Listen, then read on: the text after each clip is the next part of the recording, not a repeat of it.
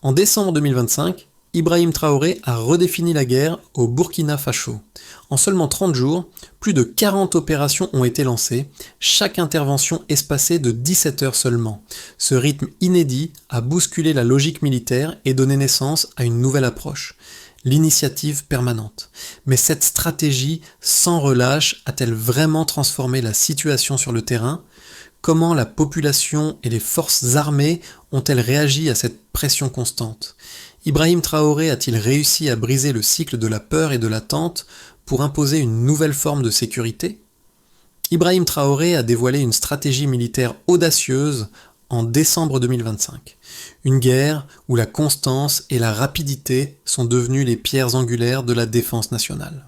En engageant plus de 40 opérations en moins de 30 jours, avec une moyenne d'assaut toutes les 17 heures, il a voulu rendre les forces du Burkina Faso imprévisibles et inarrêtables. L'objectif ?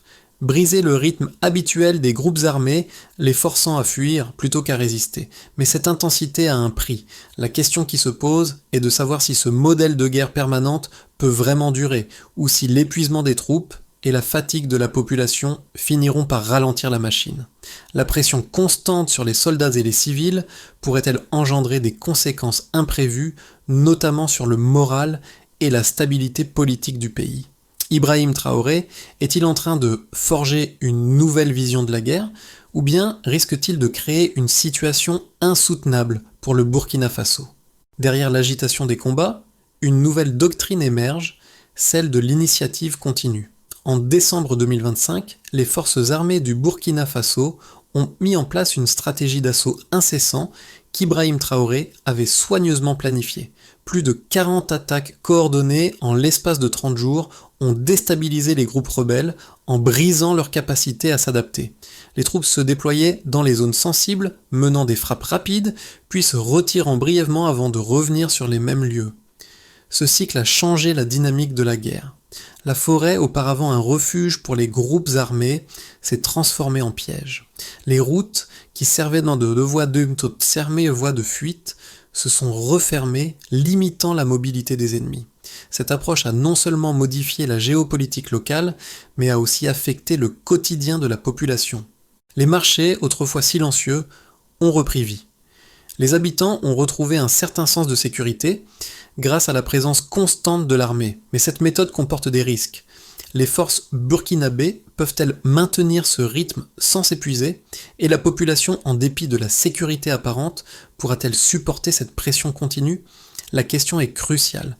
La guerre devient-elle un simple enchaînement d'opérations ou un combat pour remodeler toute une nation, sa sécurité et sa stabilité ? Ibrahim Traoré, un leader à la vision audacieuse, a su imposer un changement radical dans la manière dont les forces du Burkina Faso abordent la guerre. Au lieu d'une défense statique, il a choisi de donner l'initiative à ses troupes, imposant un rythme soutenu d'attaque et de retrait pour empêcher toute réorganisation des groupes armés. Cette tactique a eu un impact immédiat, aussi bien sur le terrain que dans la perception de la population. Les routes, les marchés et même les écoles ont retrouvé un semblant de vie après des mois de silence et de peur. La présence constante des forces a donné aux civils un sentiment de sécurité qu'ils n'avaient pas connu depuis des années. Ce changement a été particulièrement visible dans les zones rurales, où la population a pu voyager, échanger et vivre sans crainte de nouvelles attaques imminentes. Cependant, cette transformation a aussi révélé une vérité clé. Sans enracinement, aucune victoire n'est durable. Les volontaires locaux, souvent des civils, ont joué un rôle crucial en guidant les troupes à travers des terrains où les cartes étaient inutiles.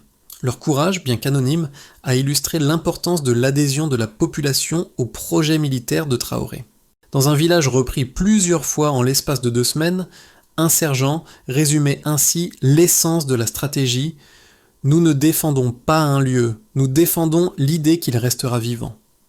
Cette idée, partagée entre les forces militaires et la population, est devenue le cœur de la stratégie d'Ibrahim Traoré. La guerre ne se gagne pas seulement sur le terrain, mais aussi dans l'esprit des hommes et des femmes qui la subissent. Le mois de décembre 2025 a marqué un tournant décisif pour le Burkina Faso, avec un enchaînement rapide d'opérations militaires sous la direction d'Ibrahim Traoré. Chaque attaque visait à perturber les groupes armés, à les faire sortir de leur zone de confort et à les empêcher de se regrouper ou de se préparer à de nouvelles offensives. En seulement 10 jours, les forces burkinabées ont pris d'assaut des forêts, des corridors frontaliers et des repères cachés, imposant un rythme de guerre inédit. Cette approche a d'abord semblé surprenante, mais elle a rapidement changé le cours de la guerre. Le principe était simple, ne jamais laisser le temps à l'ennemi de souffler. À chaque offensive, les troupes se déployaient, frappaient, puis se retiraient temporairement avant de revenir sur les mêmes zones pour empêcher toute reconstitution.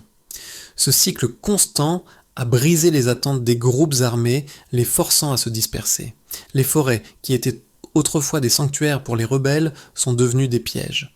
Les routes, perçues comme des voies de fuite, se sont refermées sur eux. Ce rythme a même changé la perception de la guerre pour les civils, qui ont retrouvé un semblant de normalité dans leur vie quotidienne.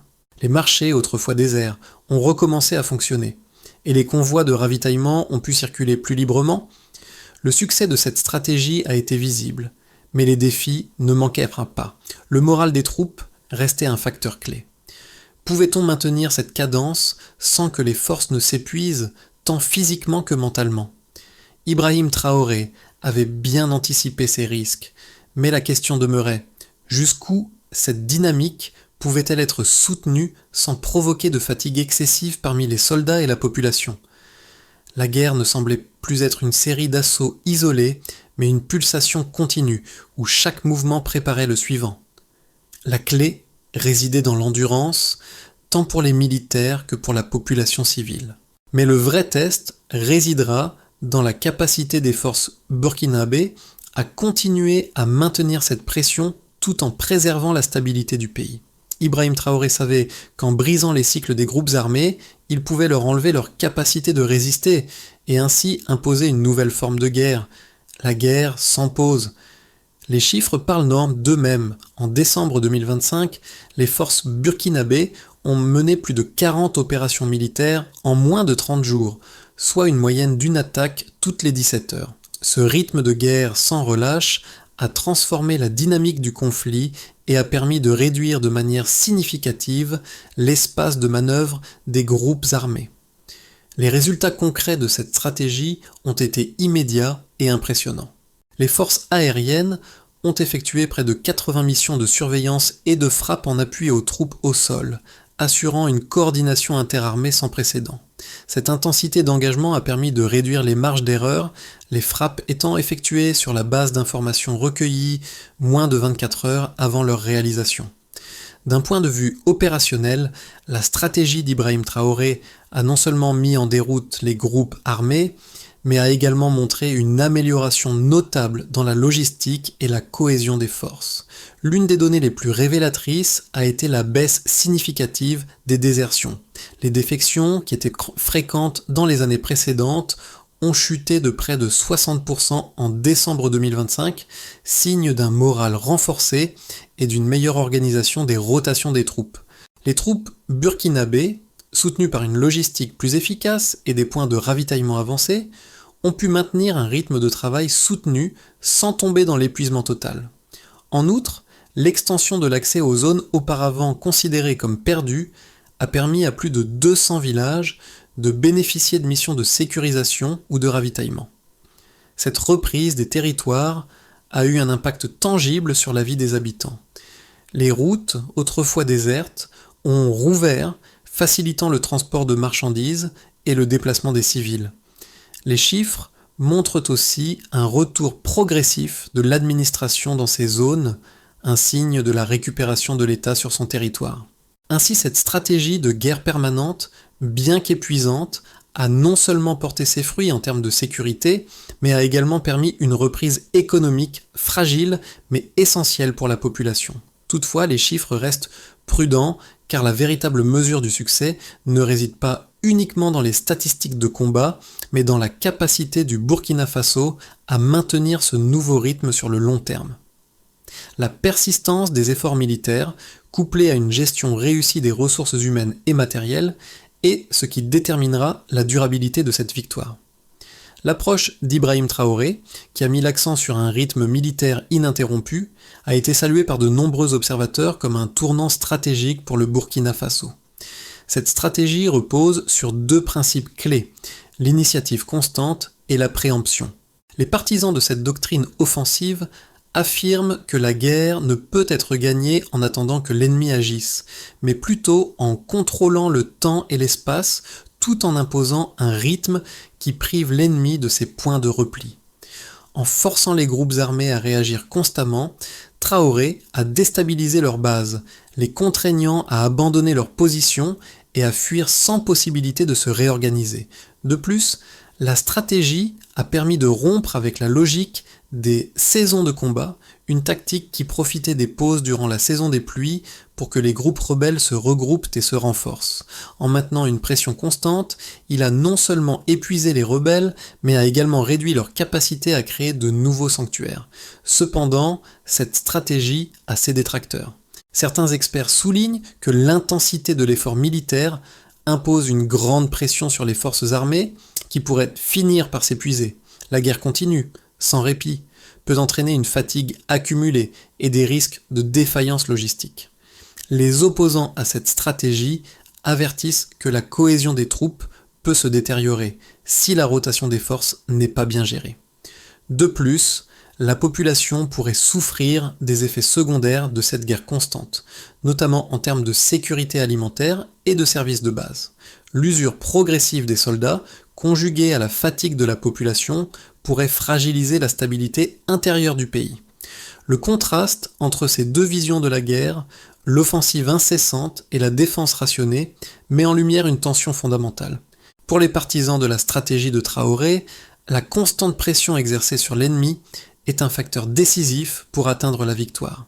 Mais cette victoire ne pourra être durable que si le pays parvient à maintenir l'équilibre entre la stratégie de guerre et la gestion de la fatigue, des ressources humaines et matérielles, tout en préservant la stabilité sociale.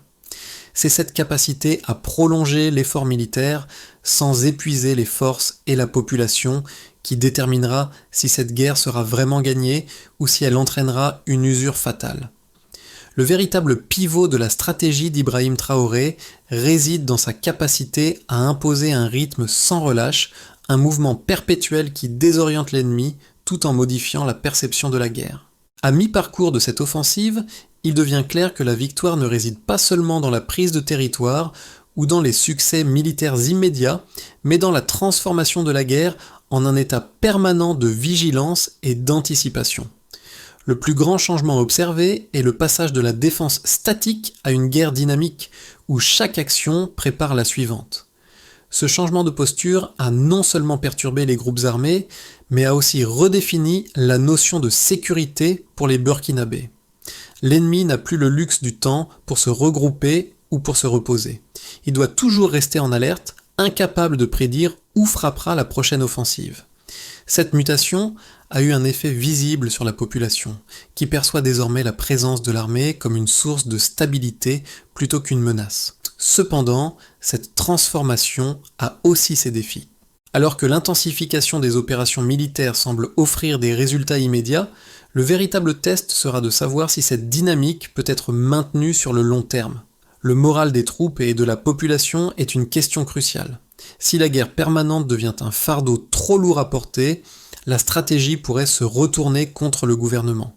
Mais pour l'instant, Ibrahim Traoré réussit à redéfinir le combat, transformant chaque opération en une partie d'un tout cohérent, un effort collectif qui vise à créer une pression continue sur l'ennemi et à restaurer l'ordre dans un pays profondément affecté par la violence. Les répercussions de la stratégie d'Ibrahim Traoré sont multiples et visibles sur plusieurs fronts. Et dans un premier temps, la tactique de guerre continue a permis de repousser les groupes armés qui jusqu'à fin 2025 s'étaient installés dans des zones stratégiques du Burkina Faso. En imposant une cadence rapide, les forces burkinabées ont non seulement désorienté les ennemis, mais ont également empêché la formation de nouvelles cellules rebelles, affaiblissant ainsi la résistance armée. Cette approche a eu un impact immédiat sur le moral de la population, qui a ressenti un renouveau de sécurité. Les routes, Les marchés et les services essentiels ont commencé à reprendre vie, notamment dans les régions autrefois désertées par l'État. Ce regain de normalité a renforcé la confiance des civils envers leurs forces armées et a changé leur perception de la guerre. Elle n'était plus un simple affrontement militaire, mais un effort national où chaque citoyen avait sa place. Cependant, l'effet de cette guerre constante n'est pas seulement militaire ou moral. Sur le plan économique, les effets se sont fait sentir aussi. Le retour de la mobilité a relancé le commerce, notamment dans les zones rurales. Des convois humanitaires ont pu circuler sans entrave, et de nombreux villages ont été ravitaillés. L'accès aux ressources essentielles, notamment alimentaires, a été sécurisé grâce à l'intensification des opérations, et la peur du manque a diminué. Toutefois, ces gains sont fragiles. Bien que l'économie semble reprendre lentement, la persistance de la guerre pourrait menacer cette stabilité fragile. Les infrastructures, bien qu'améliorées, restent vulnérables aux attaques. D'un point de vue social, le retour à une forme de normalité n'est pas encore complet. De nombreuses familles continuent à vivre avec l'incertitude de l'avenir. Et si la guerre continue à ce rythme, des tensions risquent de naître dans les communautés qui, bien qu'ayant retrouvé une certaine sécurité, sont encore marquées par la violence des mois précédents. Cette guerre s'en pose à un autre effet moins tangible mais tout aussi important, elle redéfinit la place de l'État dans la vie des Burkinabés. L'État, autrefois perçu comme une entité éloignée, est désormais vu comme un acteur présent, capable de répondre aux besoins immédiats de la population. La question qui reste ouverte est de savoir si cette transformation durable de l'État pourra se maintenir face à l'épuisement potentiel des troupes et de la société civile. Si la stratégie d'Ibrahim Traoré continue de réussir, le Burkina Faso pourrait non seulement retrouver la stabilité sur son territoire, mais aussi entamer une reconstruction nationale solidement ancrée dans l'idée de résilience collective. Alors que l'année 2026 approche, plusieurs trajectoires se dessinent pour le Burkina Faso, dépendant de la capacité du pays à maintenir le rythme imposé par Ibrahim Traoré. 3 trajectoires principales se dessinent à horizon de 6 à 12 mois. Dans une trajectoire de base, l'ensemble repose sur la continuité de la stratégie actuelle. Si les forces burkinabées réussissent à maintenir leur cadence sans subir d'épuisement majeur, elles pourraient sécuriser de nouvelles zones, consolidant ainsi la gouvernance de l'État dans les régions précédemment instables. L'avantage de cette approche serait la restauration progressive de l'ordre et de la confiance dans le pays, notamment grâce à la réouverture des routes et la reprise des services essentiels. Cependant, l'usure des troupes et la fatigue de la population demeurent des risques importants. La capacité à maintenir la pression tout en préservant l'efficacité des forces sera cruciale pour la réussite de ce scénario. Dans une trajectoire plus optimiste, une meilleure coordination interarmée et une stabilisation des lignes logistiques pourraient permettre de normaliser de vastes territoires du pays. Le gouvernement pourrait alors récupérer des zones encore dominées par les groupes armés et lancer un processus de reconstruction à plus grande échelle. Dans cette perspective, la normalisation de la situation militaire favoriserait un développement économique, en particulier dans les régions rurales, et renforcerait l'image du Burkina Faso comme une nation capable de se défendre seule. Ce scénario offrirait à Ibrahim Traoré l'opportunité de transformer une stratégie de guerre en une victoire symbolique, marquant l'indépendance du pays face aux menaces externes. Dans une trajectoire plus pessimiste, quant à lui, repose sur la possibilité que la guerre constante et l'épuisement progressif des forces armées finissent par jouer contre le pays. Si la rotation des troupes et le soutien logistique échouent à suivre le rythme imposé, les groupes armés pourraient exploiter cette faiblesse pour regagner du terrain. Les attaques sporadiques pourraient redevenir courantes, et la situation de guerre pourrait se prolonger indéfiniment, affaiblissant la position du Burkina Faso à long terme. Ce scénario mettrait en lumière les limites de la guerre continue et l'importance de trouver un équilibre entre l'intensité militaire et la stabilité sociale. Au final, le succès à court terme semble à portée de main, mais la véritable question reste celle de la durabilité de la stratégie. Ibrahim Traoré devra trouver un moyen d'allier la constance de l'effort militaire à la préservation des ressources humaines et sociales pour assurer un avenir stable et prospère au Burkina Faso.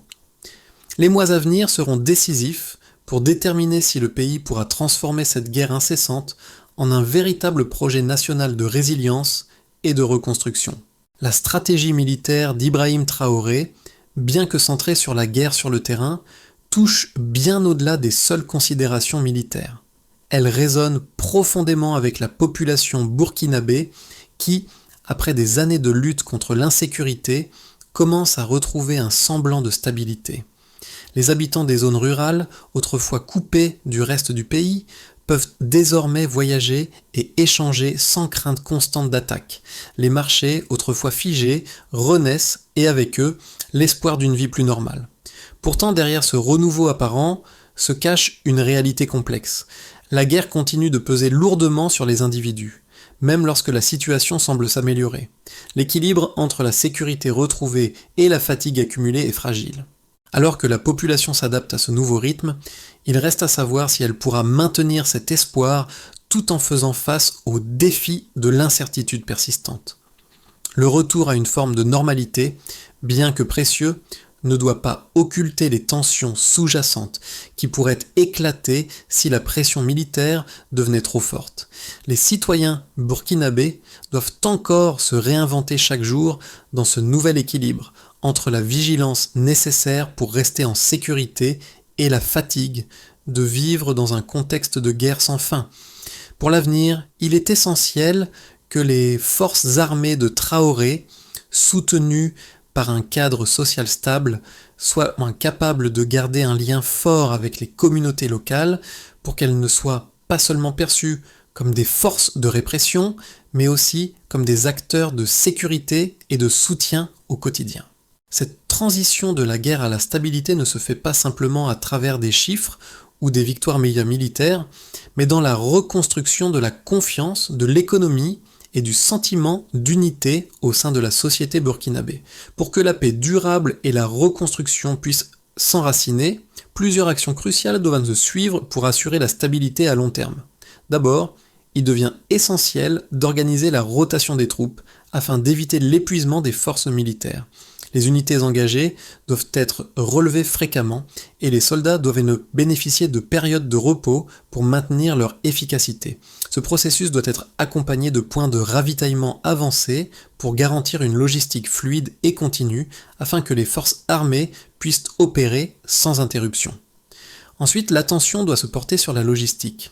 Le réseau routier récemment rouvert doit être consolidé par la construction de dépôts régionaux et de couloirs d'approvisionnement sécurisés pour assurer la distribution des vivres et des munitions.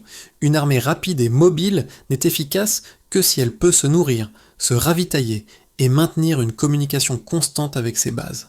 Puis, il faut renforcer l'intégration civile. La réouverture des administrations locales dans les zones stabilisées est essentielle pour montrer que l'État est présent et actif. Les services publics doivent être rétablis pour répondre aux besoins quotidiens de la population, tout en renforçant le lien entre les civils et les forces armées.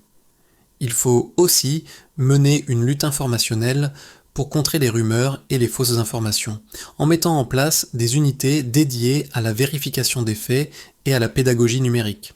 Enfin, la coopération régionale doit devenir un pilier. Le Burkina Faso doit renforcer ses liens avec ses voisins, notamment le Niger et le Mali, pour empêcher les groupes armés de se replier au-delà des frontières. Cette coopération régionale visera à coordonner les actions de sécurité transfrontalière et à garantir que les forces armées n'agissent pas seules, mais en synergie avec les pays voisins dans une guerre commune contre le terrorisme et l'instabilité. Ces axes, rotation des troupes, logistique, intégration civile, lutte informationnelle et coopération régionale, forment le socle de la stratégie de durabilité pour le Burkina Faso. Elles permettent de transformer une guerre continue en un processus de pacification durable, où la sécurité n'est plus une simple question de militaires, mais un effort collectif ancré dans le quotidien des citoyens et des forces armées. En dépit des sacrifices et des luttes acharnées, la guerre menée par Ibrahim Traoré a redéfini l'identité du Burkina Faso. Ce n'est pas la victoire militaire seule qui fait la grandeur de ce moment, mais l'idée simple mais puissante qu'une nation peut se réinventer par la persévérance. Nous ne défendons pas un territoire, nous défendons l'idée qu'il restera vivant. Ces mots, prononcés dans un village repris 3 fois en 2 semaines, résonnent profondément dans le cœur de chaque Burkinabé. Loin d'être un simple slogan, cette conviction est devenue le moteur de la résistance et de la reconstruction. L'image du pays en guerre cède progressivement la place à celle d'un peuple qui, grâce à sa propre résilience, retrouve espoir et confiance en l'avenir. Alors que l'État se renforce et que les routes se rouvrent, les Burkinabés commencent à croire que l'avenir est désormais à portée de main. Ce qui semblait être une bataille sans fin pour survivre devient désormais une quête pour un avenir serein, une victoire silencieuse sur la peur et l'incertitude. La guerre d'Ibrahim Traoré n'est pas seulement une lutte militaire, c'est un voyage vers une société unifiée, prête à affronter les défis à venir ensemble. À travers cette guerre continue, le pays a découvert que sa véritable force réside dans sa capacité à durer, à persister et à rester solidaire malgré l'adversité. Le Burkina Faso est à un tournant décisif.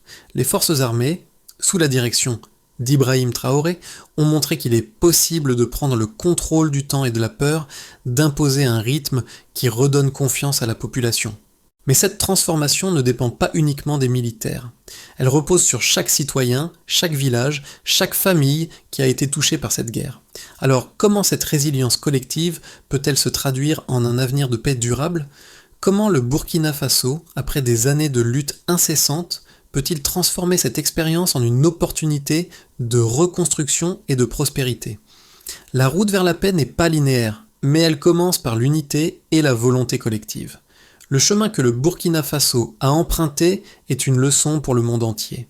La véritable victoire réside dans la persévérance. Et vous, comment participeriez-vous à la construction de cet avenir ensemble ?